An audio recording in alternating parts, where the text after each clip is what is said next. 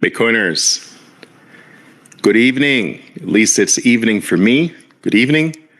Good morning for some of you over in the Far East. Good morning, good afternoon, wherever you are in the world. Welcome.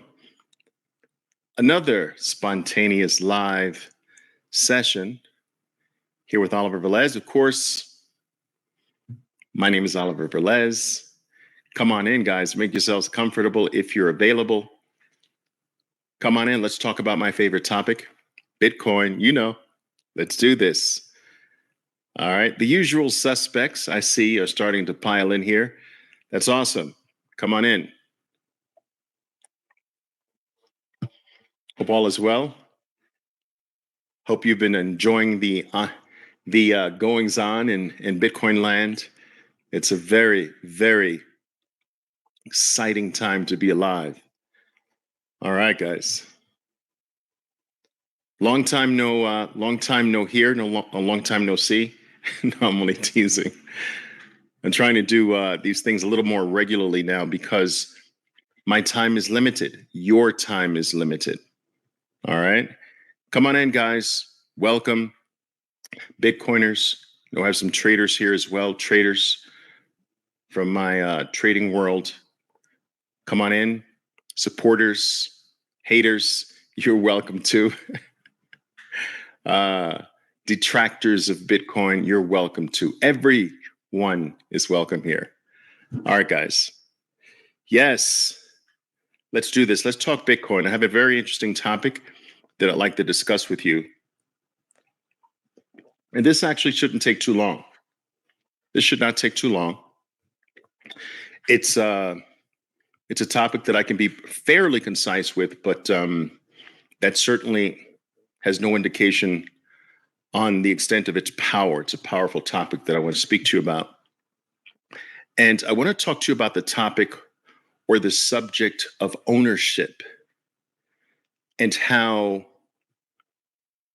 ownership really hasn't really truly existed for us for a very long time.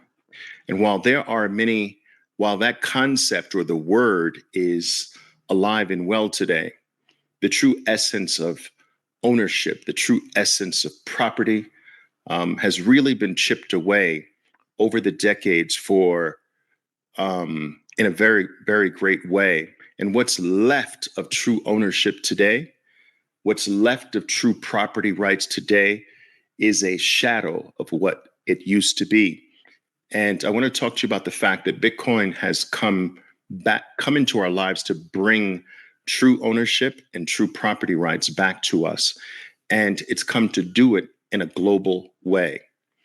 Sometimes throughout history, there have been various parts of the globe, various parts of the human civilization that had more ownership rights, more property rights than others. And it was somewhat sporadic.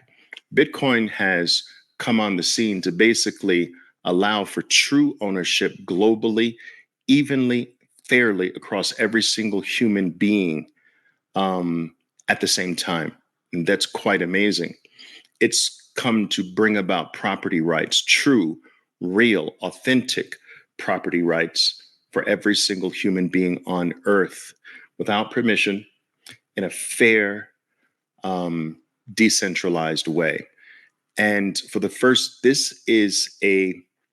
is a first time event in the entire human species that every single person on planet Earth has access to this level of freedom, this level of rights, this level of true ownership, this level of property rights.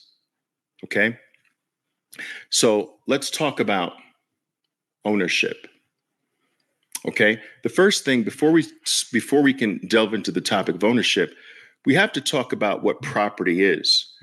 Everyone is born with property. We come into our lives, we come into existence as a human being, and instantly we possess property, or at least we're supposed to possess property, right? Our property is ourselves, our body. At first, that piece of property, that supposedly unalienable right of ours to be ourselves and to control ourselves. And many people confuse themselves with the body, but for practical purposes, we're going to assume that they are the same, but they're not. But we're going to assume that they are the same for the purposes of this discussion, right? So we come into this world with a body. This is our first form of property, and it's first entrusted to our carekeepers, our developers, our nurturers, our parents. But as we become adults and go out into the world, this is our true first form of property.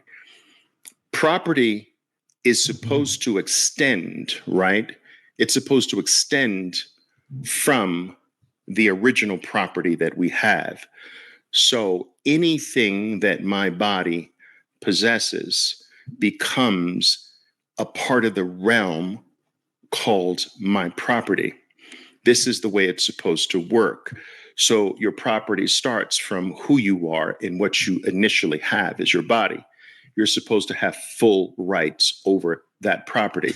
We know that that's been chipped away over the years, but this is the way it's supposed to be. Anything that property, anything that your body rightfully obtains becomes the property of that body or the property of yourself. And some people amass more property than others, but that's just a side note. This is what property is supposed to be, okay?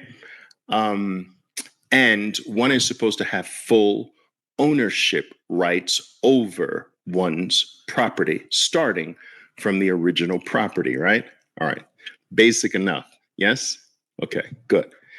Good. Now, so the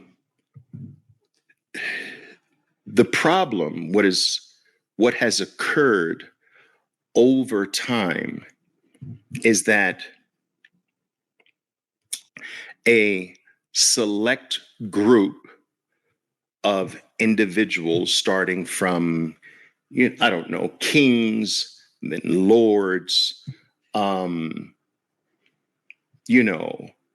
leaders, dictators, leading politicians, what have you, the controllers of money for the most part, they have found fit to find ways to take away property rights or what is called true ownership. And in very artful ways, we've been left with the words property without its true essence. It's a shell today. We've been left with the word or the term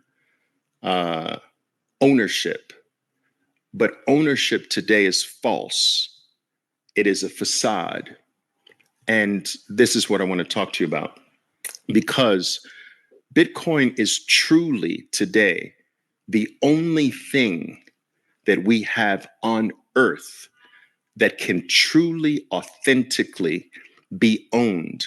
It is the only thing that truly can be considered property. Property is really supposed to be something that you totally have for yourself and have total rights over.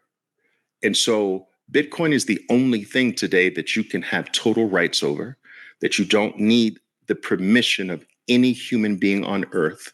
It's the only piece of property that you can rightfully own.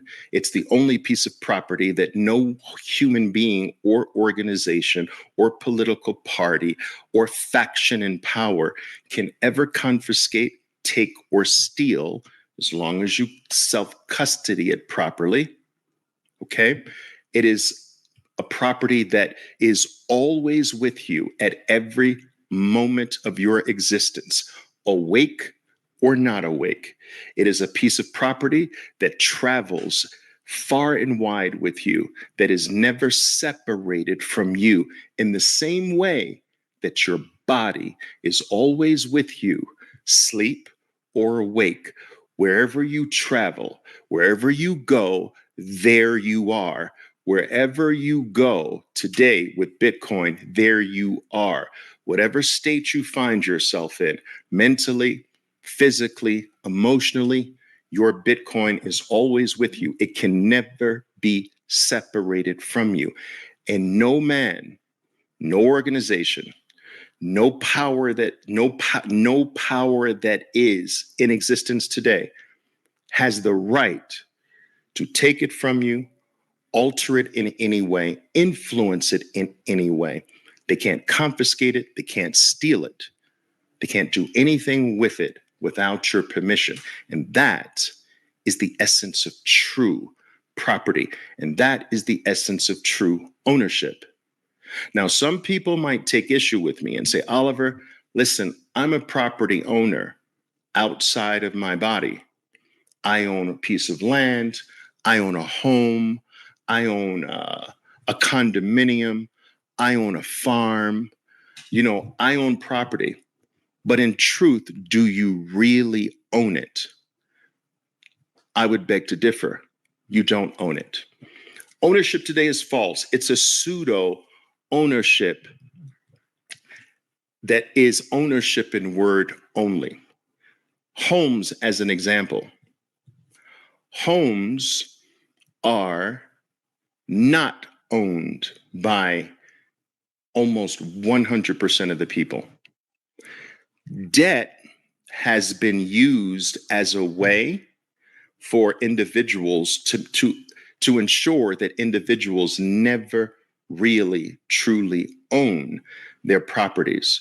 And this is why a debt-based ownership on your property is always encouraged. In fact, it's the preferred way to acquire so-called property that you so-called own, because if it's acquired through debt, it means that you don't really own it. All right. Many of you are the so-called owners of your home, but can you show me the deed to your home? 99% of the people can't show me a deed. That is not ownership. That is renting under the guise of ownership. You're renting, buddy. You're borrowing. Do you understand? You're utilizing the property like a sharecropper utilizes the master's land, like a sharecropper lives in the house owned by the sharecropper owner. The sharecropper uses the land. The sharecropper lives in the house on the land. The sharecropper makes his living off of the land, but is not the owner of the land, not the owner of the structure on the land, makes money from those two things, but still is a renter. And that is the scenario of what is called property ownership today. You owe the real owner for being on the land. You owe the real owner for living in the structure. And you make money from those two things, but from that money, you must pay the real owner. And yes, they will put a title on this arrangement as, yeah, you own it. Yeah, you own it. It's the same thing. You own it. Don't worry about it. Just pay me, right? And that is what is called ownership today. Ownership is you can use it, just pay me, and pay me until you die. This is what ownership has become. It wasn't always that way, but this is what it's become. The powers that be have found a way to own everything and get paid on it forever under the guise of a false form of ownership in name only. This is not Bitcoin. Bitcoin is true ownership. Some people might say, well, Oliver, I own my piece of property outright. I have the deed. I can show you the deed. Okay.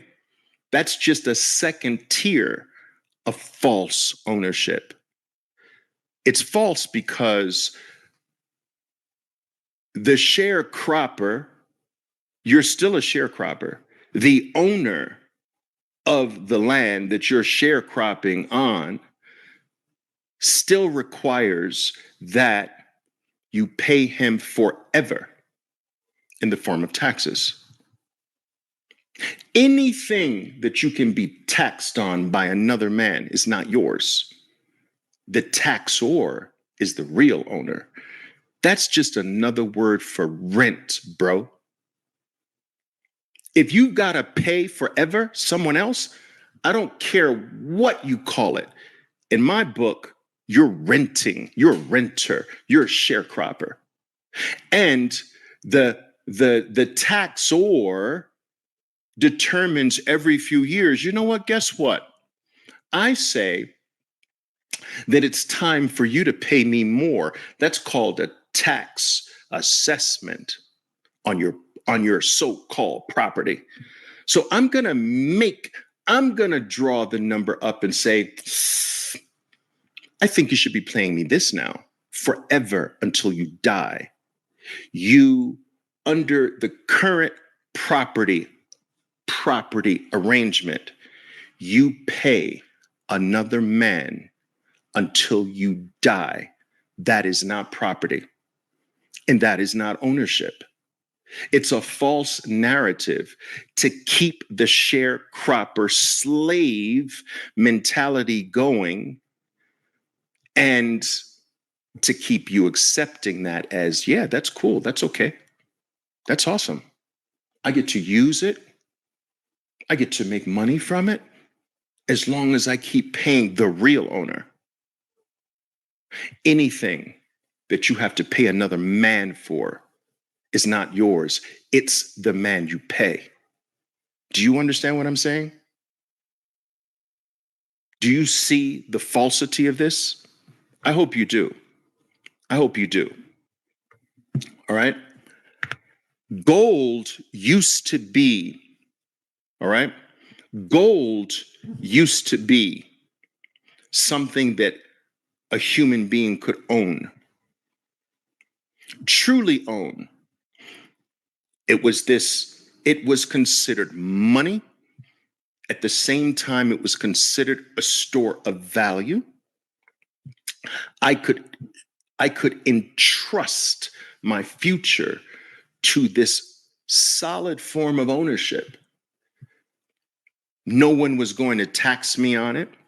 Once I'm in possession of it, I don't have to pay another man for the right to have it in my possession. This was something that was true ownership, which is why I said true ownership was taken away, but we had it at one particular time. And this form of ownership, however, was co-opted. And so today, you can't really own gold, not in any sufficient amounts. Oh, you can say, this is white gold here. But Oliver, I own this white gold. All right, yeah, fine. Let them have the little tiny insignificant amounts, and okay, yeah, you own it. You own your little tiny insignificant amounts of gold. But I'm talking about real, substantial, massive wealth. When it gets to a place where this is my property, you can't own gold today like that. You have to have that custodied. 99.9% of all the gold in the world today is custodied by another man. You pay another man to custody it, and you don't even know if it's there or not. I had tons of gold in a London vault for 22 years. 22 years. Tons. Never saw it. Once. Paperwork. Added to it, paperwork. I imagine if I ever ventured to go visit the vault, they'd probably just change the frickin' name on one of them and say, oh, yeah, Mr. Velez is on his way. Take that sign off here, Mr. Velez. Did we spell it right? make sure it's spelled right up there. You know, gold has been co-opted because it's physical. You can't hold it in your house because if anybody knew you had substantial gold ownership in your house, trust me, bro, your life is in danger. Do you understand? Your life is in danger if you hold massive amounts of gold somewhere. And so gold was co-opted because you couldn't possess it safely, not in significant amounts. You couldn't travel with it safely. You couldn't send it far and wide at all. And so it was easier and safer and more secure to give it to another man. Once another man has it, it's not yours. I don't care what the documents say. Well, Oliver, I've got the documents that say this is my gold. No, you've got documents. That's it. You've got pieces of paper. You don't have gold. Yeah, but this is the right to the gold. You don't have gold. Let me explain something to you. Throughout this entire world, all over this globe, and I'm always telling you this, I don't know how things work in other galaxies, on other planets. I have yet to do intergalactic travel. I don't know about you. I haven't done it yet. So I can't attest for what's done out there. But on this planet, on this green earth, possession is 9/10 of the law. You don't have it. You don't have your asset. You have a piece of paper. It's theirs. It's whoever has the assets. Possession is 9/10 of the law, buddy. They've got 9/10 of the law backing them up if they possess it. I don't care what your rights are. Possession overrules rights 9 times out of every 10. That's what 9/10 of the law means. Go look that shit up. Possession. All right? Your bank possesses the deed, they own it. You understand? The government has your $1 million and you've got a piece of paper in the form of a treasury bill, and they pay you a little 6% interest on it. That's their $1 million. That's not yours. Possession is 9/10 of the law. And so there is no real property today. It's a trick. It's a farce. It's a trick to keep you working and paying another man or a select group of men forever until the day you die. This is not Bitcoin. Bitcoin is true, authentic ownership. There is no other man between you and Bitcoin. There is no document between you and Bitcoin. And there is no tax that you have to pay another man for. And if anyone tried to impose that on you, all you have to do is leave. And wherever you go, your property goes with you. I hope you understand what I'm saying here is that the system is designed to keep you working under the guise of ownership, under the guise of having rights, property rights, which you don't have. Money. Some people say, well, Oliver, the money I own is mine.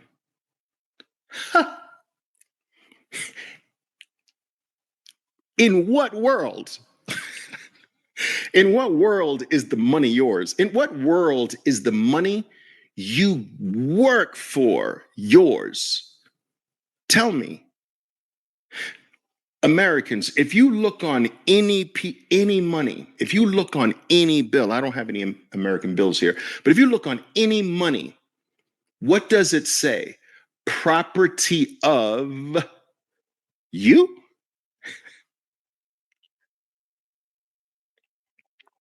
That's the property of another man, bro. Another group of men. That's not yours. But Oliver, I gave my time for this. It's not yours, bro.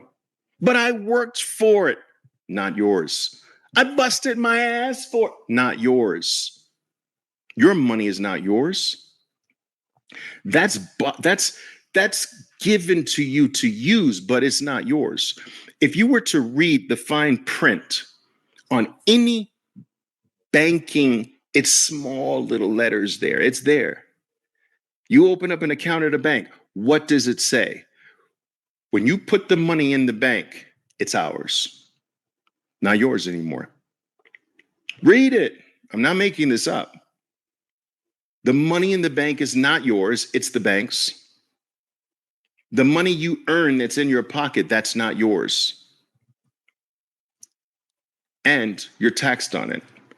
Anything that you are taxed on is not yours. It belongs to the taxor. All right? So this is crazy. Now, I want you to understand how two things are designed to make sure that you don't own anything. The two things are debt, which we started touching on. Debt always keeps you the non-owner. You're the sharecropper. You're the user. You utilize it, but you never own it. If debt is involved, you never own it, ever. Ever. Do you understand what I'm saying? All right. So debt's been used. Debt's been glorified when it comes to property. I remember all the rage in the 1980s when I was starting my career on Wall Street was real estate with no money down. You know, the idea of playing the game but never owning anything was all the rage back then. Using debt, which ensures that you never really truly become any type of owner of anything. And I'm not saying that there are not artful ways to utilize that. I'm just saying that let's not buy into this notion that it's true ownership or true property rights, because it's not at all. It's renters. You're a renter. And that's all you've ever been before Bitcoin. We've rented things that we've had to pay for forever to utilize under the title of ownership or property, right? Now, the other thing that has been used as a way to prevent, I'll give you an example of this.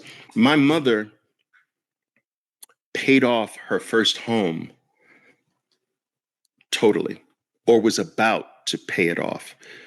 She was one of these people from the older generations who kind of shunned the idea of a debt, so wanted to pay off the mortgage early. I know some people would say that's dumb, that's stupid from a financial point of view, but you know, this is how the older generations thought. I don't want to owe anything. I want to really truly own it. And just as she was about to pay off the entire mortgage, she was sent a blank checkbook that she could write checks against for $600,000.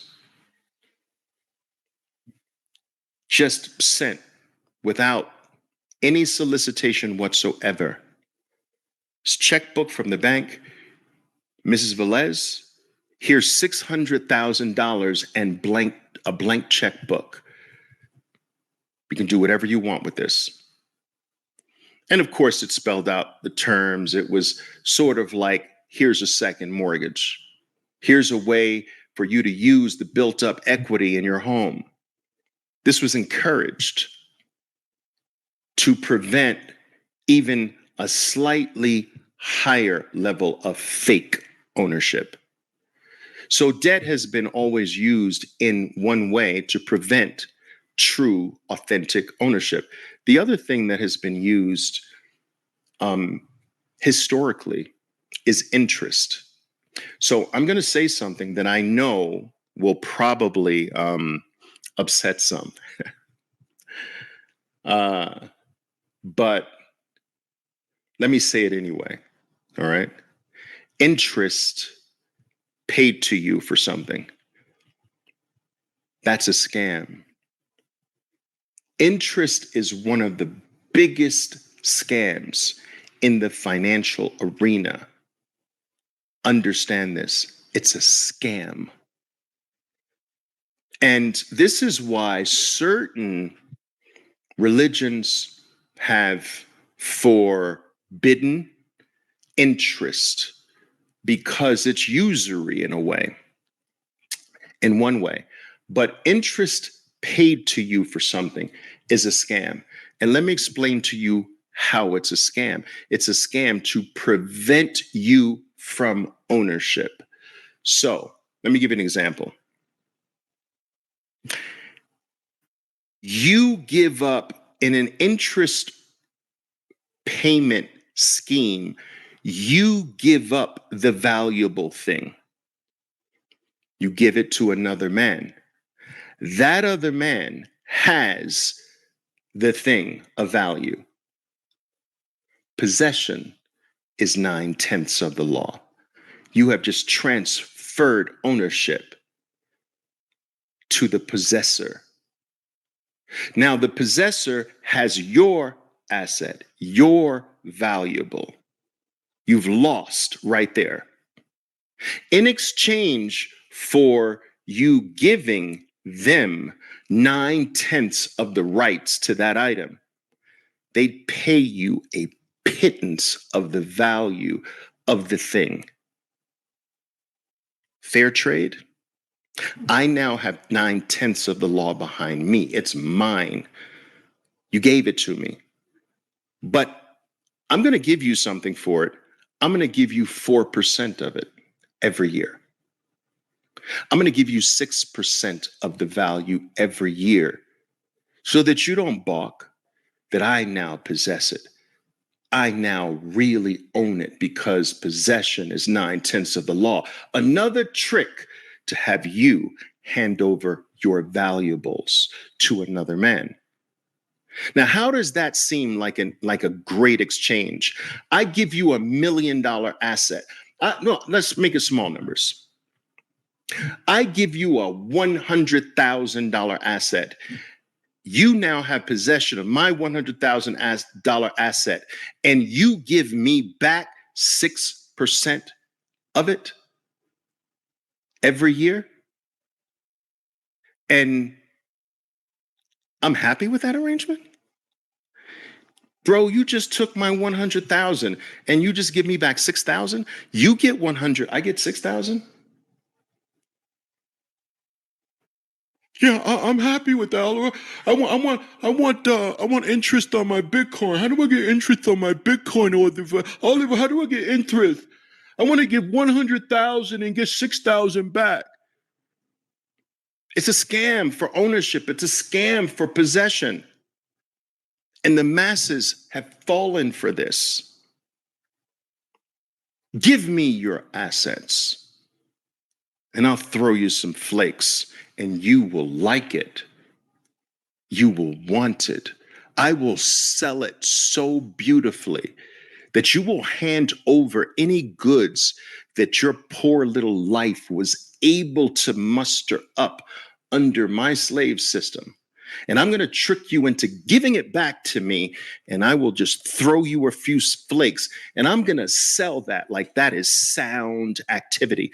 I'm going to sell that to you and the masses. You're going to love it. You're going to love giving me your value. You're going to love giving me what you worked for. And in exchange for that, I'm going to throw you a few flakes, and I'm going to indoctrinate you to believe that that is good. I'm going to send you to universities, and I'm going to teach that to you, that interest being paid on your assets is smart. That's a good thing. It's all bullshit. It's nothing more. Hand your valuables to me. You ever think you're going to walk in a federal building with valuables? With things? No, leave your shit over there. Right? It's a strip down. It's a shakedown. And we've bought into that nonsense. We've bought into that nonsense. And so we, the masses, have been robbed of their property for eons under this guise. Do you know how many people lost property by handing it to someone else in exchange for a little piece every year? Do you know? It's incalculable. It's incalculable. It's the Celsius model on frickin' steroids for time immemorial. Hand me your Bitcoin. I will give you such a small pittance of its value. Oops, I don't have it anymore. Oops, something went wrong. Oops, somebody stole it, Mount Gox. You know? The amount is incalculable. Do you understand? You guys remember the story I told you of the American slaves when they were freed from institutionalized slavery. A law was enacted called 1 acre and a mule law. You can look this up. And every slave or slave family, upon release, was to be given as compensation for the atrocities against them. They were given 1 acre of land and a single mule to work that land for 400 plus years of human slavery. Most, if not nearly all, of the slaves who received their acre and a mule gave the property back under an arrangement that it was still theirs,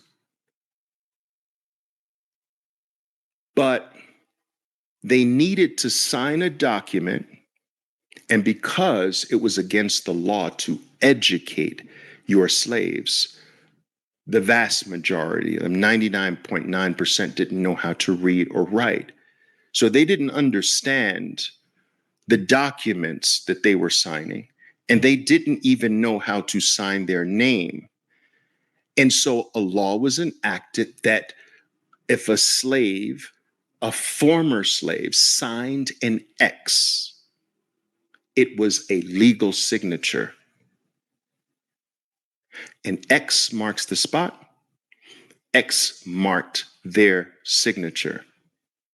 And what many of these slaves thought was that they were signing over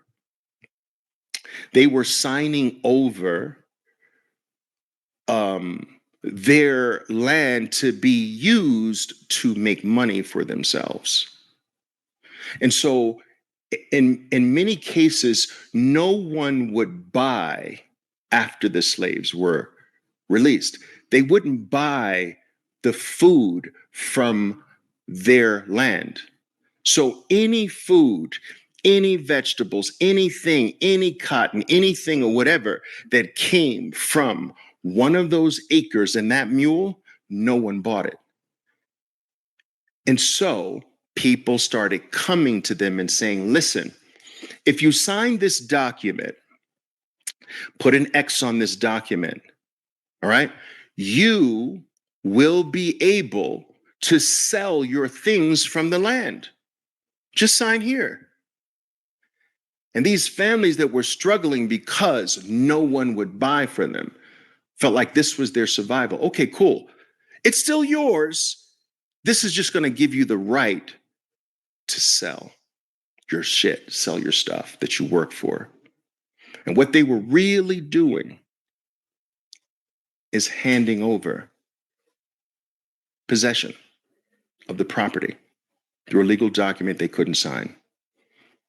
Now, there are groups that have gone about, and to commemorate this, they have legally changed their name, their last name to X, to commemorate this massive crime on the former slaves.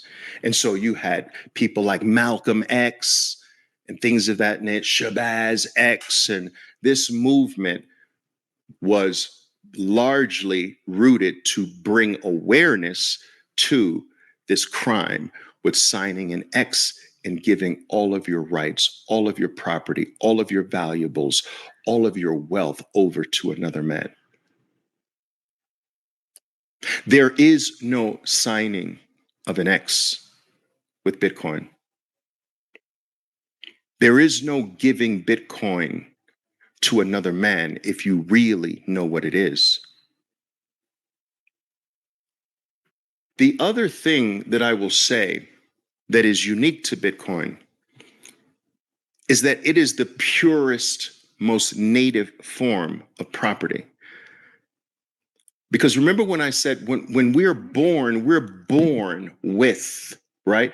We are born with our first form of property, our body. You see? Right? And we're supposed to have full rights over that. And many of those rights have been taken away, right? But this is our first form of property. And we can't really be separated from this property. It's the ground, it's the base layer of property. It's the base layer of property from which all other property springs. Okay? So if this body gets a house, it's springing from your first form of property. But this first form of property, your body, is always with you wherever you go, whatever state you're in, sleep or awake, you have or always with your primal base layer of property. Now there's another. Bitcoin is your base layer of property because there is no possible way for you to be separated from your Bitcoin. Your Bitcoin, in essence, is your 12 to 24 words, your 12 to 24 word seed phrase, your secret. Do you understand? And these words cannot be stolen. They are with you at all times, whether you're asleep or awake, whether you're on a plane, whether you're in this country or that country, this state or that state, this county, this home, or another home. Whether you're this age or older, it is actually a part of who you are, very much like the body is a part of who you are. It becomes the base layer of true, authentic property that can never be separated from you. If you are jailed, your property is with you. If you are killed, your property is killed with you. It's a very powerful thing when you understand this. Are you following what I'm saying? And words can't be stolen. Now, I'm not talking about if you put the words on something and you are careless with it and someone can find those words. I get that. I'm not talking about that. I am talking by no fault of your own. If there's no fault of your own, it's impossible without your consent, without your permission, without you giving it up. Now, I've used this example before. Bitcoin is commonly referred to as hope, especially by Michael Saylor. Bitcoin is hope, right?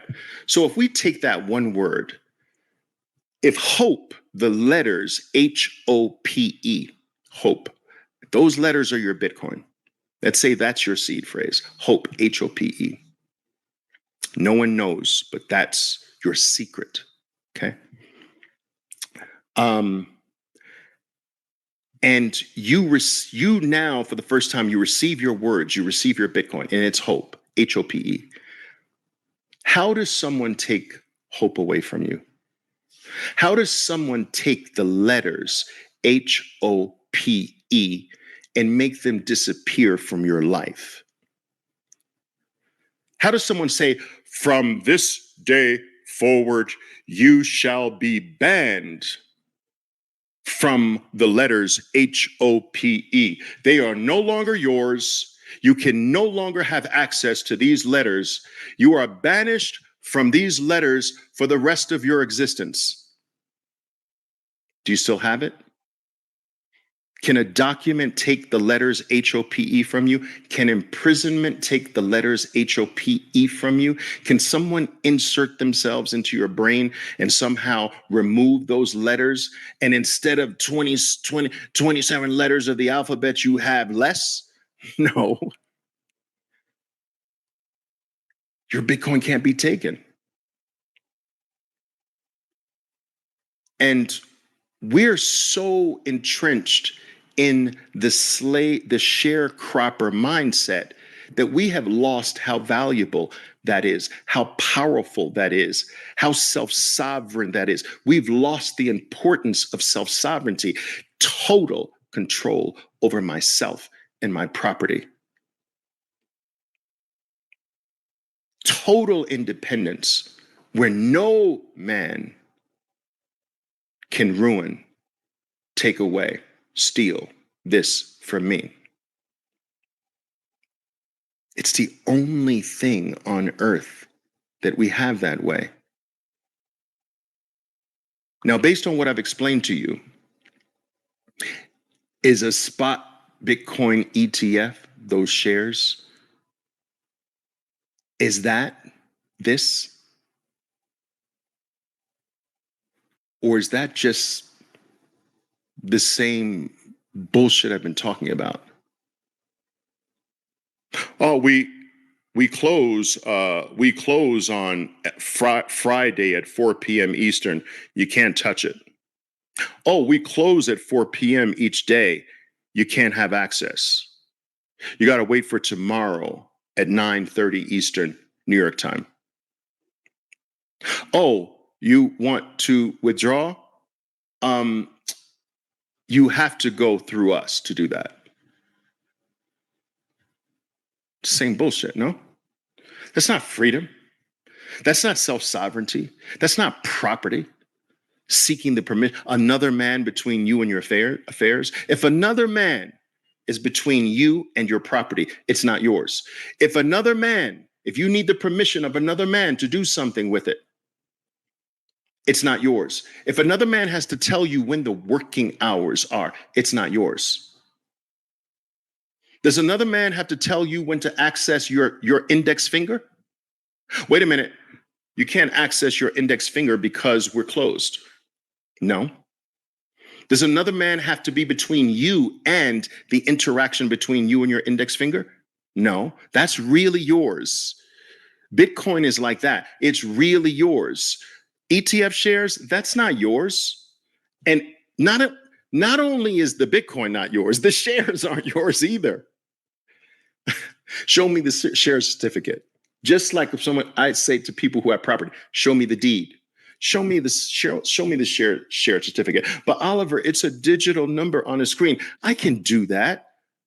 Give me a second. Here's a digit on the screen. I can type digits on a screen. That's what they did with my goal. They typed digits on a screen for me, said I had this amount of gold. It was digits on a screen and digits typed on pieces of paper. That's what my gold was. When you really look at it properly, it's the silliest shit. Can you see our great grandchildren understanding that we accepted this and we liked it? Saying, but granddad, you guys were that stupid? You'd be like, yes, grandson, we didn't know. I mean, you had to ask for it.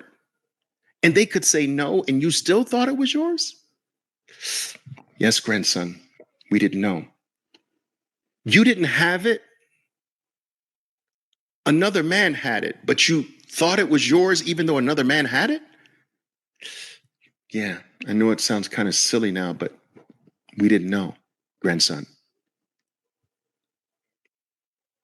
Our future generations are going to freaking laugh at us. Do you understand? Our grandkids, our great grandkids, they're going to laugh at us because they're going to have Bitcoin. Oh, shit. Sorry about that. They're going to have Bitcoin, you know? That's why they're going to laugh at us. All right, guys. That's right. No more slavery. Bitcoin is freedom. I use that term a lot, but I only get time during these talks to really delve into what I mean by that. Because, you know, some people, some passers-by on my posts, hey, yeah, Oliver's got his, you know, he's the Bitcoin is freedom guy, whatever, you know, not truly understanding the underlying significance of that. It's real freedom, real freedom. All right. All right. Guys, what have you got for me here? Any questions? Let's see. Any questions tonight? 1,300 people tonight. Not bad. All right. New York time, huh? All right. Yeah. I'm 1 hour back from New York time where I am here.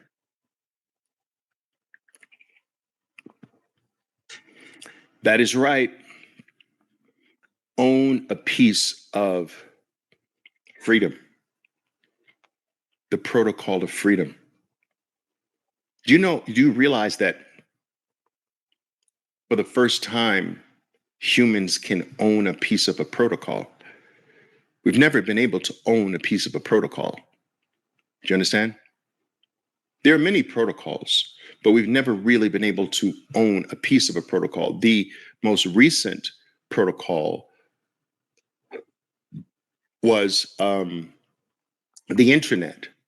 We were able to own some of the things that were built on top of the internet. Google, Meta, you know what I'm saying? But we were never able to own the land that they built their empires on. And this land that they built their empires on, called the internet, created the world's first $1 trillion assets. But we could own the assets that were built on top of the land, but the land, the protocol, we were never able to own a piece of what gave them life, what gave birth to the world's first $1 trillion assets. But today, we have a bigger protocol. called not the internet, but the internet of money. And that's a far bigger protocol than the internet of information and knowledge. This is the internet of money. It is what makes the freaking world go around. It is what affects every single human being on planet Earth. And we, every single individual, can stake their claim in this protocol and own a piece of the property upon which the world's next 10, 20, $30 trillion assets will be built. This is big, guys. This is big. Wow. All right. All right. What else, guys? What else? Nothing? That's all you got for me? Am I streaming this on besides on X? No. I've been tempted to do it on my YouTube channel at the same time, but guys, I try to be really careful to not mix my messages.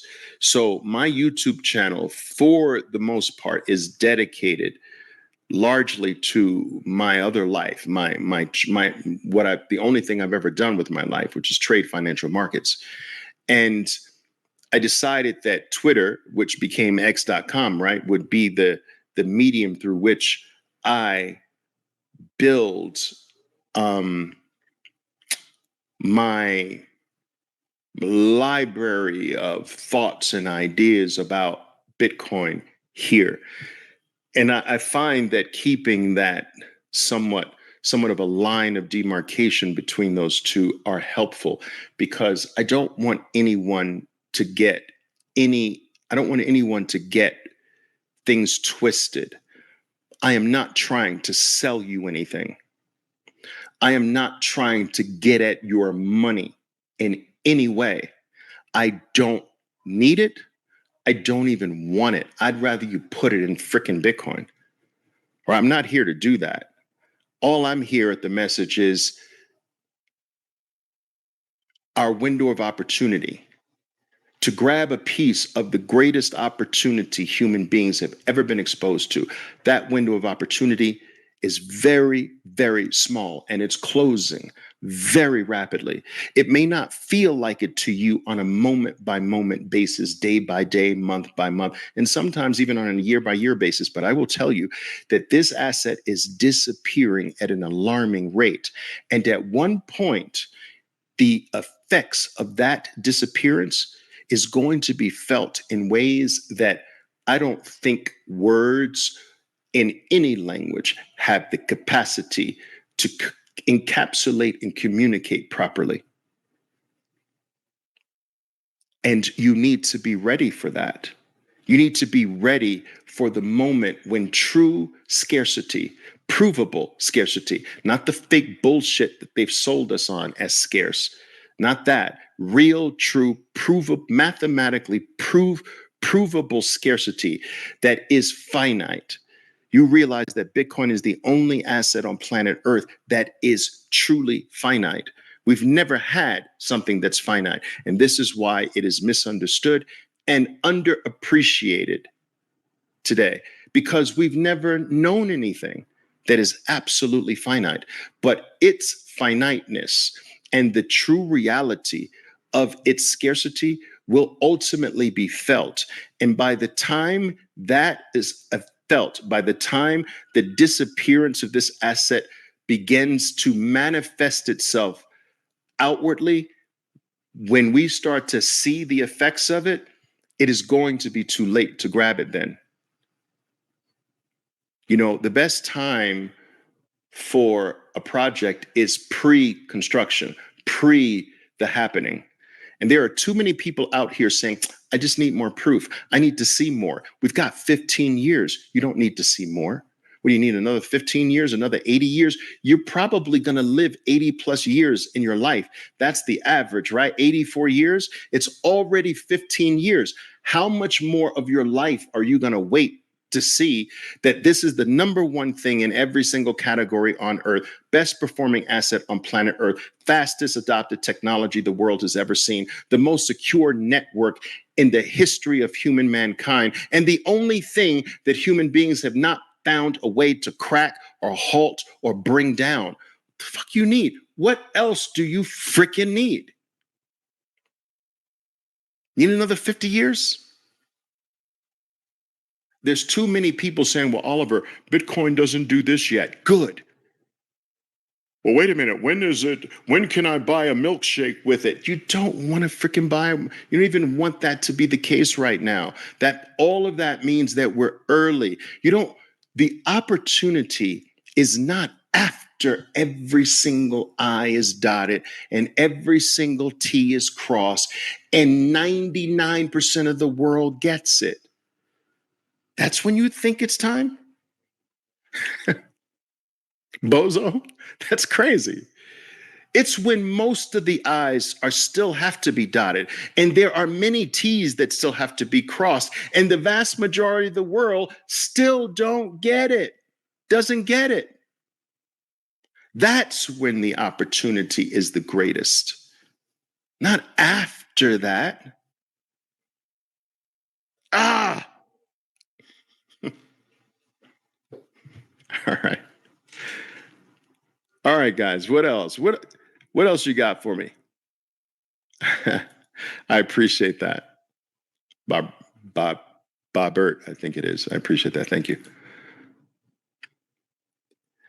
Uh, what else?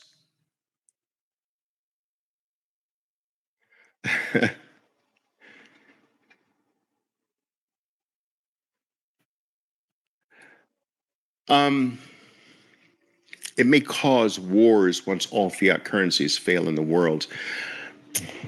I'm not so sure about that. I think if anything can bring about a peaceful revolution, it is Bitcoin, because how do you war for it?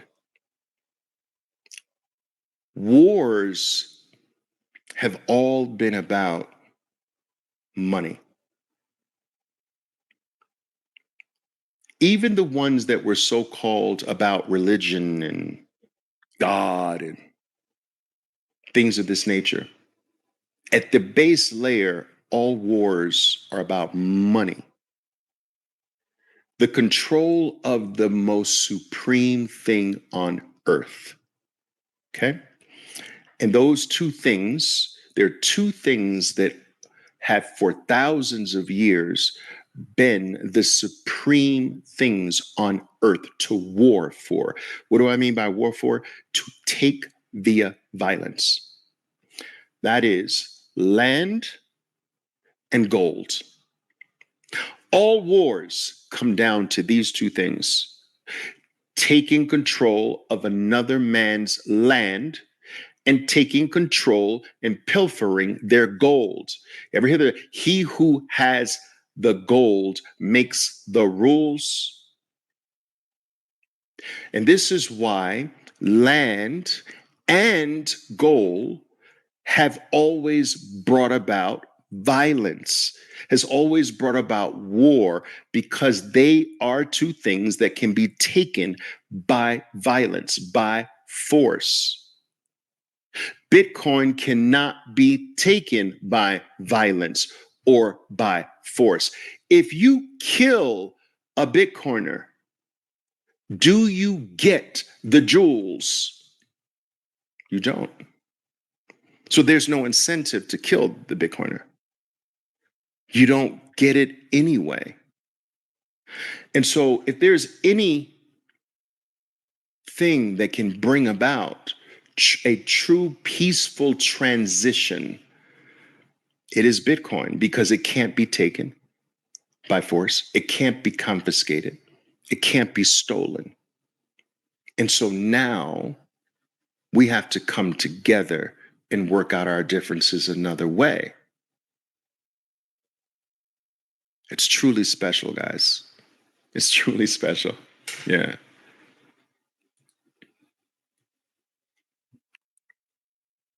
All right. Nothing else? I guess I'm seeing all the comments here. All right. I get this question all the time. And I think this is a good way. This is a good time, guys, for me to bring this up for you. It's a really good time to bring this up for you. But Give me a second here. Why can't I find this? Oh, okay. I get it. All right. It is said that this is actually said by Jason Lopp, whom I have a great deal of respect for. But it is said, or has been stated by Jason Lopp, that out of all the Bitcoiners in the world that exist, more or less 13%, only 13%, he said, are true 100% Bitcoiners and nothing else, meaning that they believe Bitcoin is the only solution, the only thing, and will not bother with anything else. So being a Bitcoiner is already rare because less than 0.5% of the entire world's population.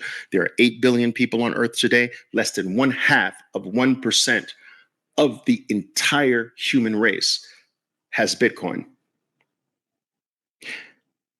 And that makes you extraordinarily rare if you have Bitcoin today. But a 13%er is the rarest group of all. They're that small portion of the rare. They're a rarer portion of the rare that's Bitcoin only. And that is what I am. My name is Oliver Velez, and I am a Bitcoin 13%er. Take a photo.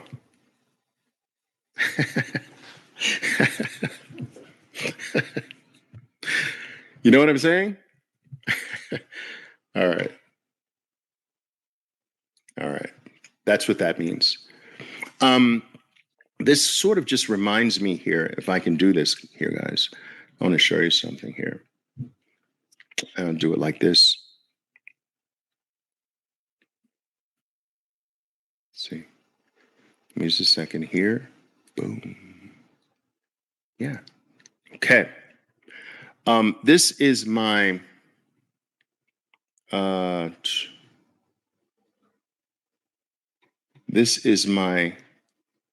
Twitter or x.com page, as you can see. I'm trying to find that comment to remove it.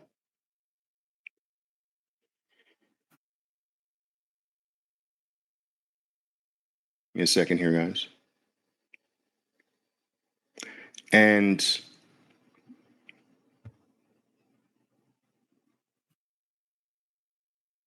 I just do it like this. Thank you, Kiet. Thank you. I appreciate that. I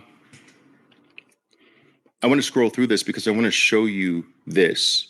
Bitcoin Unleashed. Guys, if you're finding anything of interest here that I'm talking, if anything that I'm telling you today resonates with you in any way, and you're interested in knowing where all of these talks wind up, they wind up on my Bitcoin podcast. All right. Absolutely free to access, no obligation whatsoever to do anything but just listen. All of them. And they are this podcast is available on all pretty much all of your popular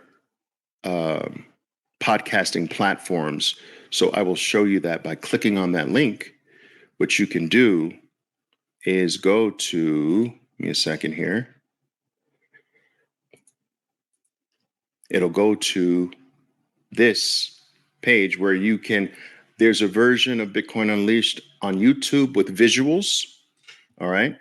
Spotify, Fountain, Apple, Spreaker, Google, Amazon, these are pretty much everywhere. Okay.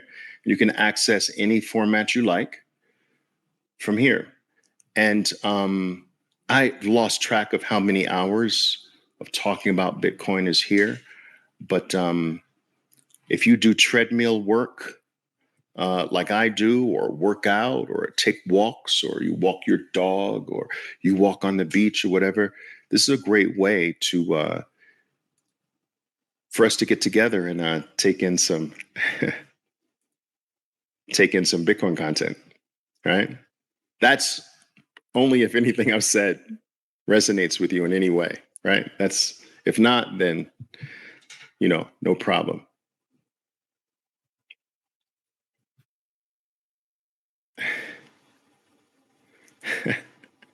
Do the crying voice, Ollie. We love it. But Oliver. That's how they sound, right? Can you imagine all of the Bitcoin naysayers, the doubters? I always imagine them. I don't know why. For some reason, I always sort of hear them in my mind. But Oliver, what if the government bans Bitcoin, Oliver? Like the government can't ban Bitcoin, bozo. They can only ban themselves from Bitcoin, bozo. But Oliver, what if aliens come down and blow up the entire planet, Oliver? Then the last problem we have is Bitcoin, right? That's existential, right, bozo? We're gone. We're finished. But I always hear them in my mind like that. Oliver, but Oliver, weak.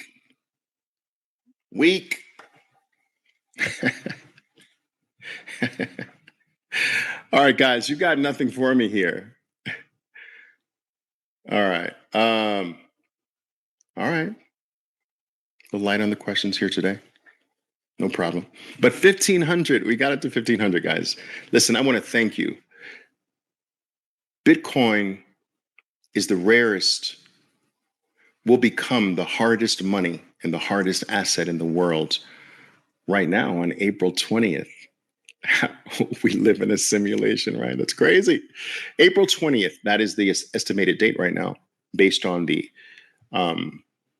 estimation of the frequency of the blocks right now. April 20th, it will become the hardest money and the hardest asset, right, known to man, surpassing in one fell swoop gold and real estate.